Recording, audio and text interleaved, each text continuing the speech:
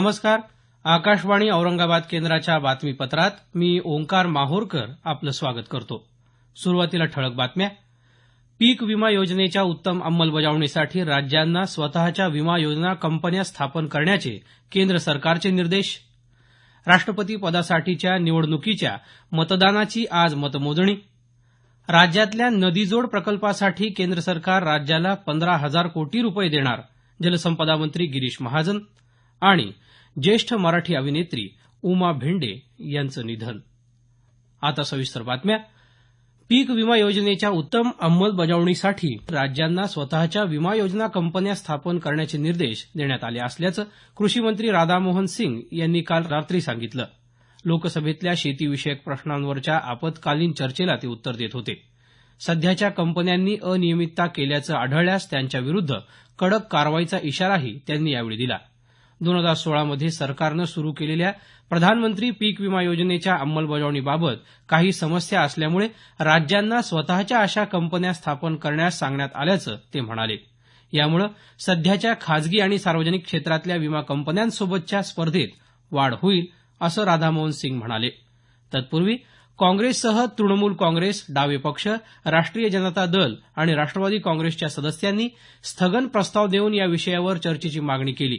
मात्र अध्यक्षांनी स्थगन प्रस्ताव फेटाळून लावत नियम 193 नुसार चर्चा करण्यास परवानगी दिली. काँग्रेस खासदार ज्योतिरादित्य सिंधिया यांनी या चर्चेत आपलं मत मांडताना शेतमालासाठी हमीभाव कमी दिला जात असल्याबद्दल खंत व्यक्त केली. अशोक चव्हाण यांनी शेतकऱ्यांची बिकट स्थिती सांगत संपूर्ण कर्जमाफीची मागणी केली. भाजप खासदार वीरेंद्र सिंह यांनी शेतकऱ्यांच्या कर्जबाजारीपणाच्या प्रश्नावर संसदेचं एक विशेष सत्र बोलावून कायमस्वरूपी तोडगा काढण्याची मागणी केली.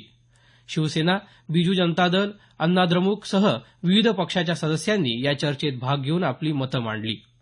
राज्यसभेतही संयुक्त जनता दलाचे नेते शरद यादव यांनी शेतकऱ्यांच्या स्थितीकडे सदनाचं लक्ष वेधलं. अल्पसंख्याक आणि दलितांवर होणाऱ्या कथित मारहाणीच्या घटनांमुळे निर्माण झालेल्या स्थितीबाबत राज्यसभेमध्ये आपत्कालीन चर्चा झाली. विरोधी पक्षनेते गुलाम नबी आझाद यांनी या घटनांबद्दल चिंता व्यक्त करत दोषींवर कडक कारवाईची मागणी केली. संसदीय कामकाज मंत्री मुख्तार अब्बास नक्वी यांनी सरकारलाही या घटनांबद्दल दुःख असल्याचं नमूद करत अशा दोषींवर कारवाई होत असल्याचं सांगितलं. विरोधकांच्या घोषणाबाजीमुळे कामकाजात वारंवार अडथळे आल्यानं उपसभापती पी.जे. कुरियन यांना अनेक वेळा कामकाज स्थगित करावं लागलं. राष्ट्रपती पदाच्या निवडणुकीची मतमोजणी आज होत आहे. सकाळी 11 वाजता या मतमोजणीला प्रारंभ होणार असून सर्वप्रथम संसद भवनात झालेल्या मतदानाची मोजणी केली जाईल. त्यानंतर राज्यांकडून प्राप्त झालेल्या मतपेट्यांमधल्या मतांची मोजणी केली जाईल. एकूण मतांपैकी 50% अधिक मत प्राप्त करणाऱ्या उमेदवाराला विजयी घोषित केलं जाईल. गेल्या 17 जुलै रोजी या पदासाठी सरासरी 99% इतकं मतदान झालं होतं. राज्यभरात खरीप हंगामात आतापर्यंत 72% क्षेत्रावर पेरणी झाली असल्याचं राज्य सरकारकडून जारी केलेल्या पत्रकात म्हटलं आहे. खरीपाचं क्षेत्र 139,64,000 हेक्टर एवढं असून यापैकी 101,20,000 हेक्टर क्षेत्रावर पेरणी पूर्ण झाली आहे. यामध्ये 35.5 लाख हेक्टरवर कपाशी, 31,67,000 हेक्टरवर तेलबिया तर 17,25,000 हेक्टरवर तृणधान्याची पेरणी झाल्याचं या पत्रकात म्हटलं आहे. ऊसाचं क्षेत्र ठिबक सिंचनाखाली आणण्याच्या निर्णयाची पारदर्शकता सरकारनं समोर आणावी अशी मागणी विधानसभेतले विरोधी पक्षनेते राधाकृष्ण विखे पाटील यांनी केली आहे. ते काल शिर्डी तालुक्यात ममदापूर इथं विकास कामांच्या उद्घाटन कार्यक्रमात बोलत होते. या योजनेचं मागील थकीत अनुदान शेतकऱ्यांच्या खात्यावर कधी जमा करणार याचा सरकारनं खुलासा करावा, तसंच ठिबक सिंचन संचांचे दर कमी करण्यास कंपन्यांना भाग पाडावं असंही विखे पाटील म्हणाले. गोदावरी जल आराखड्याबाबत बोलताना विखे पाटील यांनी बक्षी समितीनं सादर केलेला हा आराखडा मुळातच मुंबई उच्च न्यायालयाच्या आदेशाला छेद देणारा असल्याचं सांगत कोकणातलं पाणी गोदावरी खोऱ्याकडे वळवण्याला प्राधान्य असलं पाहिजे असं ते म्हणाले. काँग्रेसचे लातूरचे आमदार अमित देशमुख यांनी मात्र ऊस पिकासाठी ठिबक सिंचन अनिवार्य करण्याचा शासनाचा निर्णय चांगला असल्याचं म्हटलं आहे. मागच्या 3-4 वर्षातील अवर्षण आणि पाणीटंचाईची परिस्थिती लक्षात घेता राज्यभरात ऊस आणि बारमाही पाणी जास्त लागणाऱ्या तत्सम पिकांसाठी सूक्ष्म सिंचन पद्धती अनिवार्य करावी अशी मागणी करणारी याचिका आमदार देशमुख यांनी मुंबई उच्च न्यायालयाच्या औरंगाबाद खंडपीठात एप्रिल 2016 मध्ये दाखल केली होती. हे बातमीपत्र आकाशवाणीच्या औरंगाबाद केंद्रावरून प्रसारित केलं जात आहे. आमचं हे बातमीपत्र newsonair.com या संकेतस्थळावरही उपलब्ध आहे. नाशिक जिल्ह्यातल्या पश्चिम वाहिनी नद्यांचं पाणी गोदावरी तसंच तापी खोऱ्याकडे वळवण्यास केंद्र सरकार सकारात्मक असून येत्या 1 ते 2 महिन्यात याबाबत निर्णय घेण्यात येईल अशी माहिती राज्याचे जलसंपदा मंत्री गिरीश महाजन यांनी दिली. राज्यातल्या नदीजोड प्रकल्पासाठी केंद्र सरकार राज्याला 15,000 कोटी रुपये देणार असल्याचं त्यांनी सांगितलं. ते काल नाशिक इथं जिल्हा नियोजन समितीच्या बैठकीत बोलत होते. या निर्णयामुळे नाशिक, मालेगाव, जळगावसह मराठवाड्याचा पाणी प्रश्न कायमस्वरूपी सुटेल असा विश्वास महाजन यांनी व्यक्त केला. राज्यातील धरणांची साठवण क्षमता कमी होत असल्यानं धरणातील गाळ खासगीकरणातून काढण्याची कामं लवकरच करण्यात येणार असल्याचं महाजन म्हणाले. महिला एकदिवसीय विश्वचषक क्रिकेट स्पर्धेत आज भारत आणि ऑस्ट्रेलिया यांच्यात इंग्लंडमधल्या डर्बी इथं दुसरा उपांत्य फेरीचा सामना होणार आहे.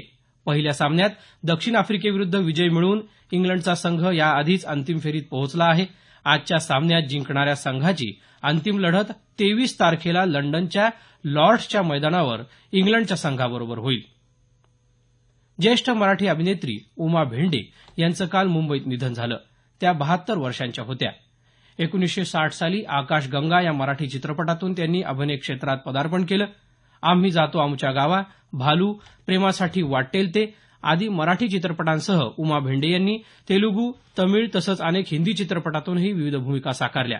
दोस्ती या चित्रपटातली त्यांनी साकारलेली परिचारिकेची भूमिका चित्रपट रसिकांच्या आजही स्मरणात आहे.